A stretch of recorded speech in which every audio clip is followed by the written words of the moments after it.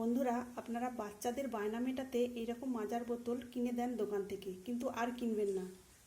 বাড়িতেই আপনারা খুব সহজে বানিয়ে নিতে পারেন একদম পিওর ম্যাঙ্গো জুস। এতে কোনো রকমের কেমিক্যাল রং দিতে লাগবে না। আর দোকানের কেনা ম্যাঙ্গো জুসের চাইতেও দারুণ টেস্টি হবে এই ম্যাঙ্গো জুস।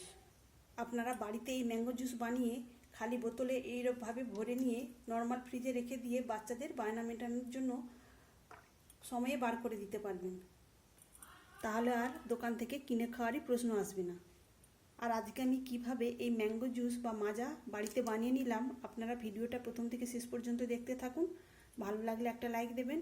সেই সঙ্গে যদি নতুন বন্ধুরা এসে থাকেন, অবশ্যই আমার চ্যানেলটিকে সাবস্ক্রাইব করে আমার পাশে থাকার অনুরোধ রইল। ম্যাঙ্গো জুস তৈরি করার জন্য প্রথমেই নিতে হবে পাকা আম। প্রথমে এই পাকা আমগুলোকে জল দিয়ে পরিষ্কার করে ধুয়ে নেওয়ার পর খোসাটা ছাড়িয়ে ছোট ছোট টুকরো করে কেটে নিতে হবে। আমি অফ ক্যামেরায় এই আমগুলোর খোসা ছাড়িয়ে ছোট টুকরো করে কেটে নিয়ে আসছি। আর আমগুলো নিতে হবে অবশ্যই মিষ্টি আম। টক আম নিলেও অসুবিধা হবে না, তবে চিনির পরিমাণটা বেশি লাগবে। তো দেখুন বন্ধুরা, আমি আমের খোসা ছাড়িয়ে এইভাবে ছোট টুকরো করে কেটে নিয়েছি। আপনারা আপনাদের মতো করে কেটে নেবেন। আর নিয়েছি এখানে খানিকটা কাঁচা আম, আর কাঁচা আমগুলো এইভাবে স্লাইস করে কেটে নিয়েছি। এখন এই কেটে রাখা আমগুলো জলে একটু ফুটিয়ে নেব। অল্প করে জল দেব। জলের মধ্যে প্রথমে আমি কাঁচা আমগুলো দিয়ে দেব, কেননা এই কাঁচা আমগুলো সেদ্ধ হতে একটু সময় বেশি লাগবে। এখানে আমি কাঁচা আমটা বেশ কিছুক্ষণ ফুটিয়ে সেদ্ধ করে নিয়েছি। কাঁচা আমটা সেদ্ধ করে নেওয়ার পর এখন এবার কেটে রাখা পাকা আমগুলো আমি এর মধ্যে দিয়ে দেব। এবার কাঁচা আমের সঙ্গে এই পাকা আমটাকেও খুব সুন্দর করে সেদ্ধ করে নিতে হবে। বন্ধুরা, এই পাকা আমের সিজনে আপনারা কিন্তু বারবার আজকের এই রেসিপিটা বানিয়ে নিতে পারেন। তাহলে কিন্তু বাচ্চাদের জন্য আর দোকান থেকে কিনে খেতে হবে না। বাড়িতেই আপনারা তৈরি করে নিতে পারবেন একদম পিওর ম্যাঙ্গো জুস। বাজারের কেনা যে ম্যাঙ্গো জুসগুলো, সেগুলোতে কিন্তু কেমিক্যাল মেশানো থাকে, আর এগুলোতে কোন রকমের কেমিক্যাল মেশানো থাকবে না। একদম অরিজিনাল ম্যাঙ্গো জুস তৈরি করে নিতে পারবেন।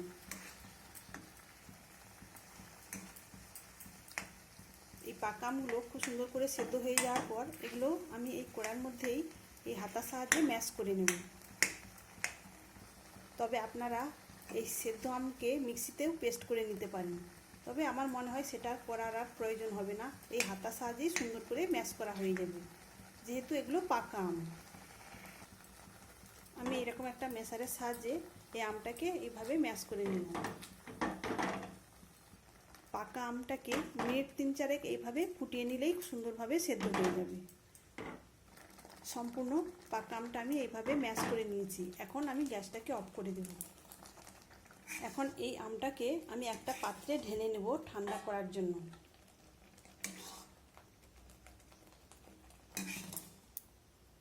সেদ্ধ করে নেওয়া পাকা আমটা আমি এইভাবে একটা পাত্রে নামিয়ে নিয়েছি, আর এটাকে এখন ঠান্ডা হতে দেব। সেই ফাঁকে আবারও কড়াইটা পরিষ্কার করে নিয়ে আমি গ্যাস অন করে বসিয়ে দিয়েছি। এখন এই কড়াইয়ের মধ্যে দিয়ে দিলাম 1 গ্লাস ঠান্ডা জল।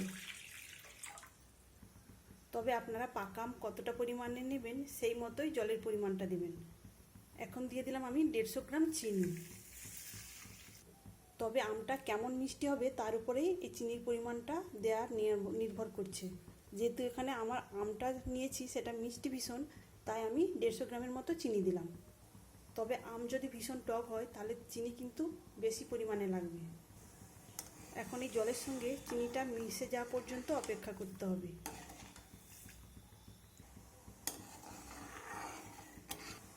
সম্পূর্ণ চিনিটা জলের সঙ্গে মিশে গেছে। তবে এটাকে আরও আমি 3-4 মিনিটের মতো ফুটিয়ে নেব, তবে বেশি ঘন করার দরকার নেই। আমি এই চিনির শিরাটা 3 থেকে 4 মিনিট ফুটিয়ে নিয়েছি, আর বেশি ফোটাবো না। এখন আমি গ্যাসটাকে অফ করে দেব। এদিকে ম্যাশ করে নেওয়া সেদ্ধ আমটাও ঠান্ডা হয়ে গিয়েছে। এখন এটাকে ছেঁকে নিতে হবে। ছেঁকে নেওয়ার জন্য আমি একটা পাত্রে ছাঁকনি দিয়ে দিয়েছি। এবার আমের পাল্পটা এই ছাঁকনির উপরে দিয়ে আমি সুন্দর করে ছেঁকে নেব।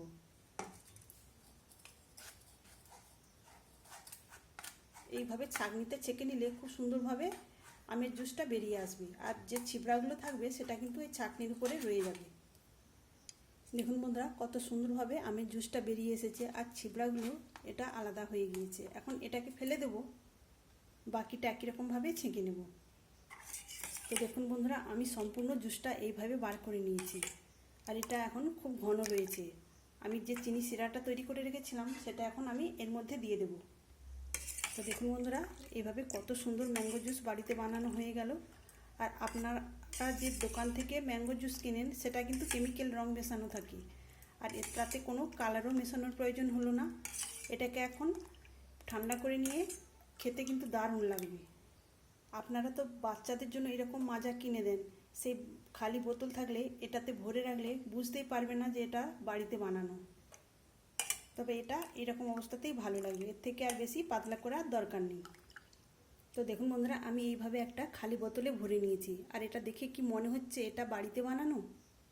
এই অবস্থায় আপনারা যদি বোতলে ভরে নর্মাল ফ্রিজে রেখে দেন তাহলে 8 থেকে 10 দিন পর্যন্ত নিশ্চিন্তে খেতে পারবেন। আর বেশি পরিমাণে বানিয়ে রেখে আপনারা কিন্তু মাঝে মাঝে বাচ্চাদের এইভাবে বানিয়ে একটা করে বোতল বার করে দিলে ওরা কিন্তু খুব মজা পাবে। তবে এই জুসটাকে ঠান্ডা করে খেতে হবে, তবে বেশি ভালো লাগবে। তাহলে বন্ধুরা আপনারা এই পাকা আম থাকতে থাকতে আর বাজার থেকে এরকম ম্যাঙ্গো জুস বা মাজা কিনবেন না, বাড়িতে এইভাবে পিওর ম্যাঙ্গো জুস বানিয়ে দেবেন। আর বন্ধুরা আজকের রেসিপি আপনাদের কেমন লাগলো অবশ্যই কমেন্ট করে জানাবেন। তাহলে বন্ধুরা আজকের মতো আসি, সবাই ভালো থাকবেন, সুস্থ থাকবেন, ধন্যবাদ।